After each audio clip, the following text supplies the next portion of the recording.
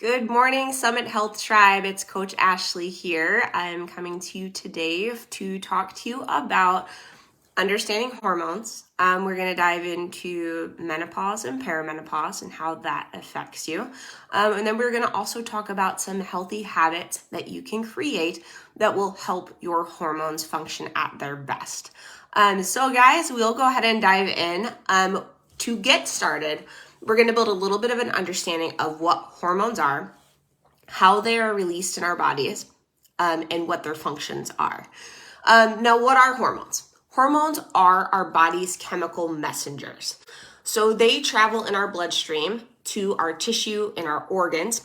They work slowly over time, and they affect many different processes in our body. They affect growth and development, metabolism, which is how your body receives energy from the food that we eat, sexual function, reproduction, as well as your mood. The hormones are made in the endocrine glands, which are specialized groups of cells, and they are located all over the body in different places. The major endocrine glands are the pituitary, the pineal gland, the thymus, the thyroid, adrenal glands, and the pancreas. In addition, men produce hormones in their testes and women produce hormones in their ovaries. The bottom line here, hormones are extremely powerful. It only takes a tiny amount to cause big changes in the cells or even in your whole body. And that is why too much of certain hormones or too little of certain hormones can be a serious issue. And if you suspect that something's not quite right, doing some laboratory tests that measure your hormone levels in your blood, urine, or saliva can be very helpful.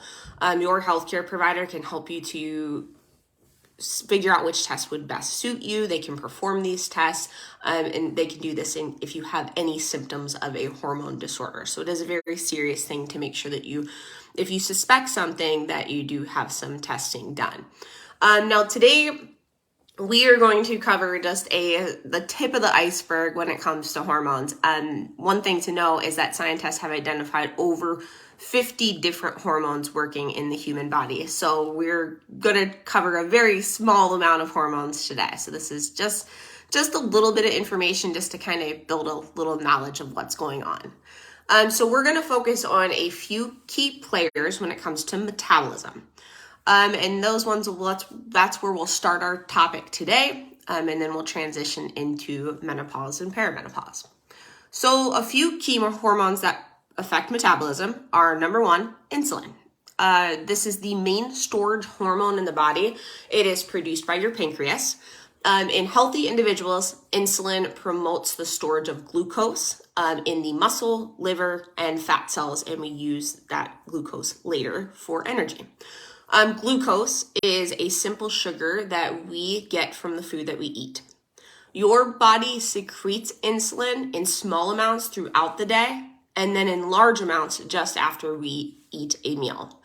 This hormone transfers glucose from your food into your cells, and we either use it for energy right away or we store it for energy later, depending on what our body currently needs. Number two is leptin. Leptin is our fullness hormone. This one works by being released by the hypothalamus, the portion of your brain that regulates your appetite. And it lets us know after we've eaten a meal that we are feeling full. So I know we've talked before about one of our strategies for reducing overeating is to slow down. Because when you are eating, if you eat too quickly, sometimes this hormone doesn't get released in time to tell us that our body is feeling full. So slowing down the pace of your meal can be very handy with allowing leptin to do its job. Number three is ghrelin. This is essentially the opposite of leptin.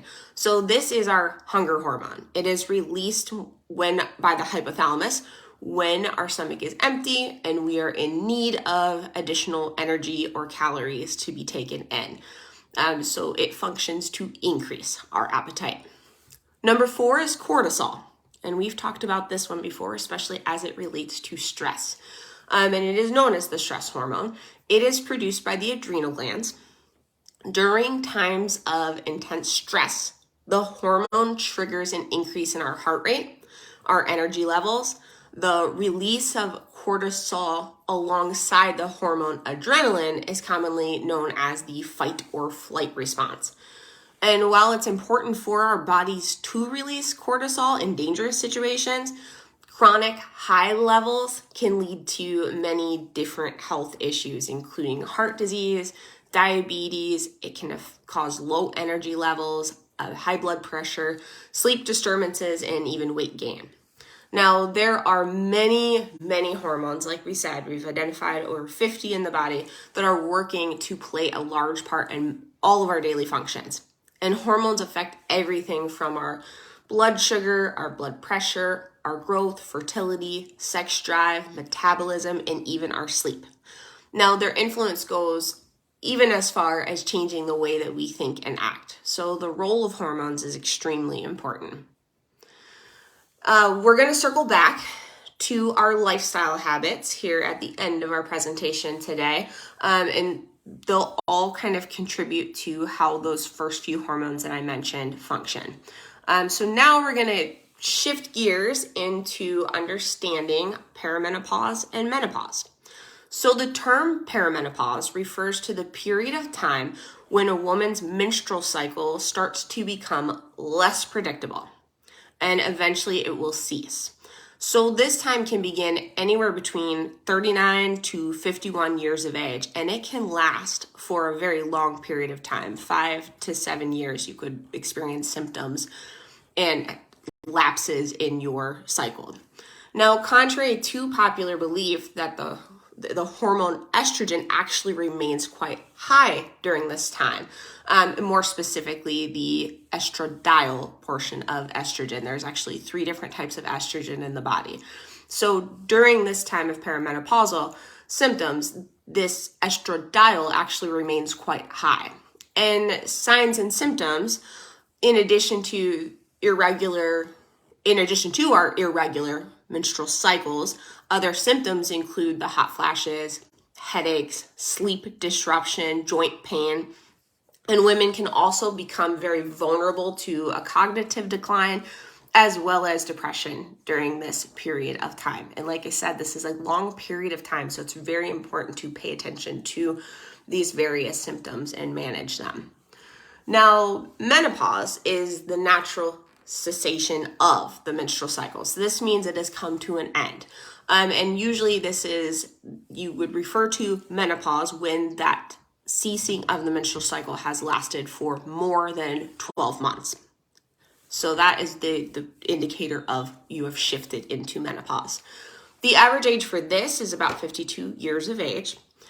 During this period, women may become more susceptible to a host of physical and psychological symptoms as a result of the drop. Now, this is when estrogen goes from that higher, more erratic, to a drop in estrogen.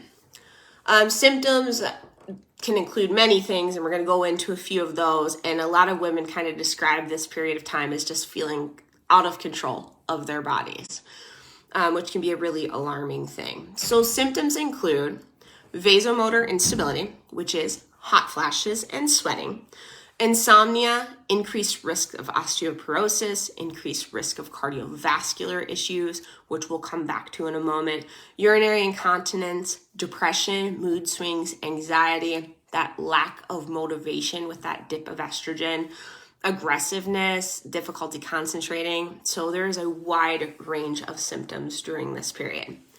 And also there's changes in body fat distribution. While many people think that weight gain is part of menopause or part of that transition, there isn't actually a direct correlation between the change of weight due to the change in the hormones. But it's rather more of a change of the body fat distribution. So many women experience an expanding waistline during this time. They feel like they're storing more belly fat. Now this happens often around the internal organs. If you've ever in-body tested with me, that would be where we look at that visceral fat on our in-body scan.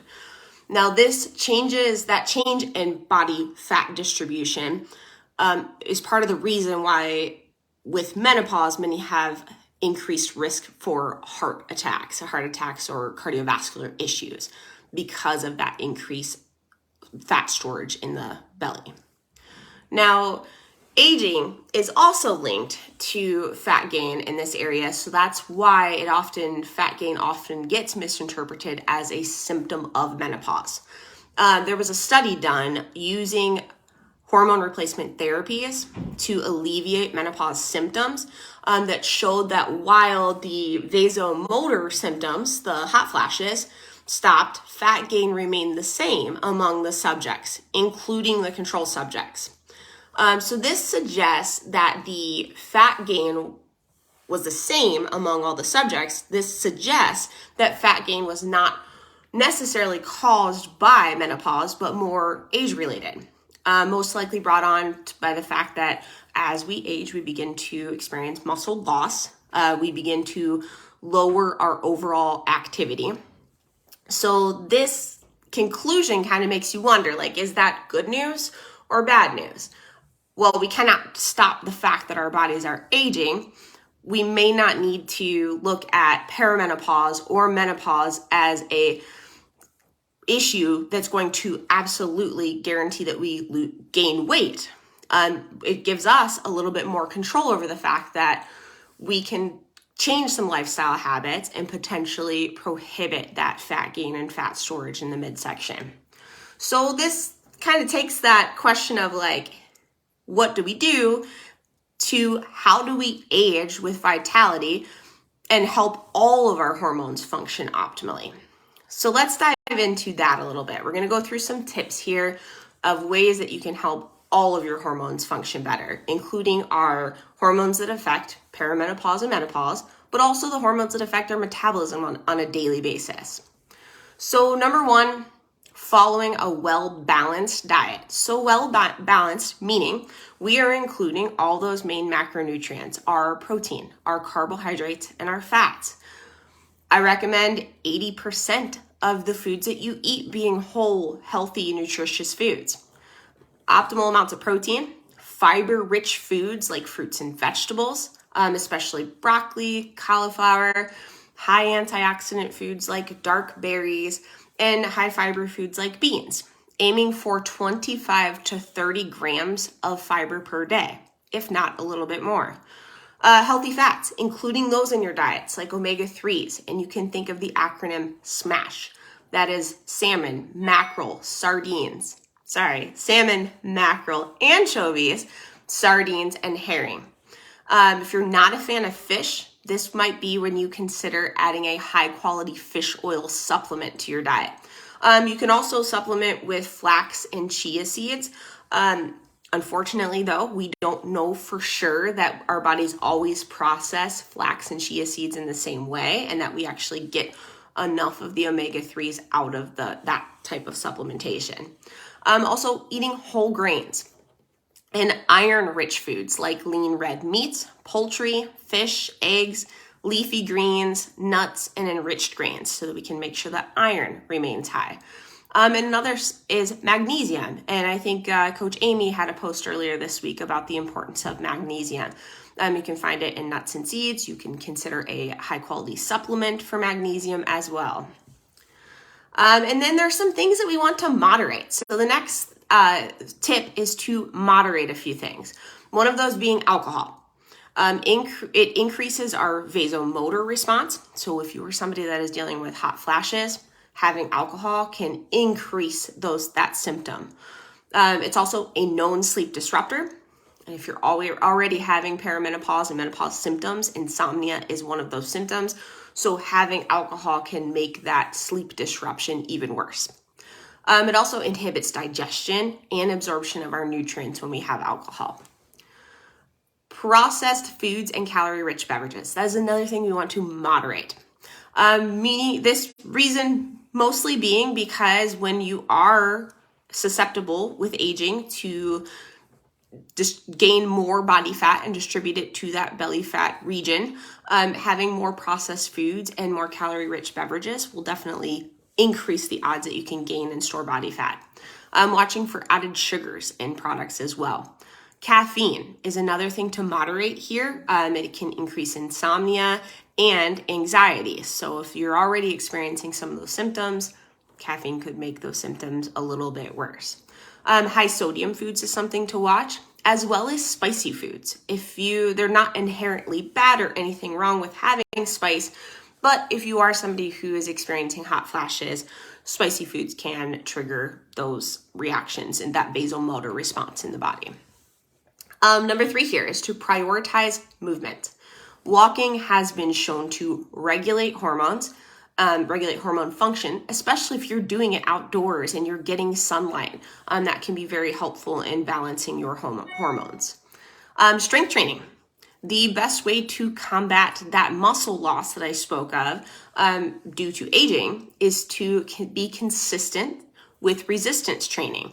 And if you're not quite sure how to do that or how to set up a plan that progresses your strength, work with a trainer, get into a gym where you can work with some coaches and they can help you set up a plan to make sure that you're doing the right things to strengthen your body. Moderating intensity with exercise is also another really important thing when it comes to body hormones. No matter what, our bodies don't know the difference between us putting intensity into exercise and other stressors. So when that happens, sometimes that cortisol level can rise if we're putting too much stress on our body through exercise. So proper rest and recovery becomes key with this when it comes to exercise. So just making sure that you are forming your exercise routine appropriately for your level of fitness. So it's kind of like the Goldilocks approach here. You don't want to do too much, but you don't want to do too little when it comes to exercise. And you got to find that just right. The best way to know that this is occurring is, how are you recovering? Are you staying sore for days after, or are you bouncing back quickly and able to perform in your next workout? So paying attention to how your body is recovering from exercise is a good indicator of how much stress the exercise is creating on your body. This goes right into number 4, which is managing stress. We can't talk about optimal hormone function without discussing stress management. And Amy had a great video last week going through some stress management tips. So if you haven't had the chance to watch that Sunday with Summit Health, maybe refer back to that video for some more in-depth stress management tools. But just to mention a few here, journaling, gratitude, reflection at the end of the day can be great ways to lower stress. Picking relaxing activities like gentle movement, walking, meditation, listening to music, things that you enjoy that calm the body. Even napping or taking rest periods can be very helpful with keeping stress low. Quality time with other people, that could be talking to a friend or family member or helping a friend and family member with something. And also looking forward to something. I know a lot of people have like spring break trips coming up, and just that visual imagery of taking time to think about an upcoming event has been shown to produce more happiness than the event when it actually gets here. So take that time to look forward to that visit with a friend or that vacation that's on your calendar. So take time to visualize those happy events. Number 5, sleep. Getting 7 to 10 hours of quality sleep is extremely important. When we sleep, hormones are reset and balanced. So if we're not getting enough, you can imagine how the body's reacting to that and not getting that time to stabilize all of those functions for our hormones. So create a sleep routine that begins 30 minutes before the time you need to get to bed. So this may mean that you need to do some math. If you have to get up at 6 a.m. every day or 5 a.m. every day, you need to reverse that math so that you can make sure that you are actually allowing yourself enough time in bed to get 7 to 10 hours of sleep. So go to bed at the same time every night. I think we've all heard that advice. And they recommend waking at the same time every day. Those weekend late nights or sleep-ins are not overly effective with helping our bodies get that restorative sleep. Consistency is much more ideal. So reducing stress before bed can be very helpful. So avoiding stressful activities late in the evening, making it a habit to do a brain dump. Coach Allison has mentioned this one before. Taking a notepad and writing down the things that are on your mind before you lay your head on your pillow. Sometimes just the act of taking that information that's circulating in your head and putting it pen and paper, it can allow you to kind of let go of some of that information and sleep better. So that brain dump is a great, highly effective tool. I've got clients that do that one as well. So consider that if you haven't done it before. Minimize or eliminate screen time. This should be in the last 30 minutes before you go to bed, staying away from the blue light that is emitted from computers and phone screens can be very helpful in allowing your body to reach that proper level of sleep that we need. So moving your bedtime earlier, we talked about reversing the math, seeing when you need to go to bed. Say right now, well, I go to bed at 11 and I get up at 5, and you know that that's not enough sleep. I recommend working with small amounts to roll that bedtime back. So maybe even if you go to bed 10 minutes earlier each night until you get to your desired bedtime, it can be very helpful. Big jumps are usually pretty difficult to get your body to calm down and fall asleep. So maybe starting with small increments of increased time to get more sleep. Make sure your bedroom is an environment that encourages restful sleep. So this means making it dark, keeping electronics out of the room, making sure that there's no extra light coming from things, using a white noise machine if that is something that is helpful for you to cut back on excess noise that might be occurring outside of your home. You could also make sure that you're wearing comfortable pajamas. It could just be a matter of comfort at night. So making sure that the clothing that you're wearing is comfortable, making sure the room is not too hot. Ideal temperature for a bedroom is between 60 and 68 degrees. So you want to think that it should be cooler rather than warmer when you're headed to bed. Now our last tip here is hydration. Hydration is extremely important in keeping your hormones functioning ideally. You should drink about half of your body weight in ounces of water. That could be anywhere between 80 to 100 ounces for most people. Water is involved in every process in the body, and just being even 2% dehydrated can really disrupt things and hinder your ability to perform. So being only that amount dehydrated, that activity, it can slow the activity of enzymes in the body, including the ones that are responsible for the production of energy. So if you're feeling kind of sluggish, it may be a matter of needing to drink some water. It can also lead to a lower metabolism or a slower running metabolism, which can cause weight gain. It reduces your endurance with exercise. So, when you do try to go and work out, if you're pretty dehydrated, your performance is not going to be as good as if you are staying hydrated regularly. Every cell in your body needs water to function. So imagine how that might affect how hormones are transmitted throughout the body. We use it to maintain our temperature, our body temperature. We use water to remove waste from our bodies, and it helps to lubricate your joints. So if you're having a lot of joint pain, I would maybe track and see where you're at with water. So as you can see, guys, hormone function is influenced by all of our behaviors and habits. So creating healthy habits that are going to support our hormone function can make a huge impact on your body's response to aging and all of the changes that go along with it. So my suggestion is to start small, pick one of the habits that I mentioned today, and then just stay committed to it and stick with it. And, you can really see those changes occur when you just are consistent with those healthy habits. So guys, if you have questions, go ahead and throw them into the comments. Appreciate you joining me today. And just let me know if there's anything I can help you with.